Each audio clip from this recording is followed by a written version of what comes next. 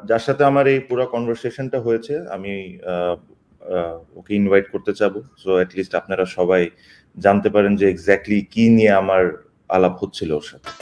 দর্শক, আলহামদুলিল্লাহ, অবশেষে দীর্ঘ ১.৫ বছর পর লাল সবুজ জার্সিতে আবারও জাতীয় দলে ফিরলেন তামিম ইকবাল। অবাক করা তথ্য দিলেন ক্রীড়ামন্ত্রী আসিফ মাহমুদ। তামিমকে অবশেষে দলে ফিরানো হলো। দর্শক, বিস্তারিত জানুন পুরো ভিডিও জুড়ে। দর্শক, সাকিবের সাথে দ্বন্দ্বে জড়িয়ে এক প্রকার চাপ প্রয়োগ করে দল থেকে বাদ দেওয়া হয়েছিল তামিমকে।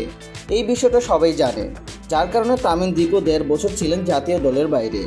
এক সংবাদ সম্মেলনে তামিম বলেছেন, আমার হয়তো আর কখনো জাতীয় দলে দেখা যাবে না, আমি খেলা থেকে দূরে সরে যাব।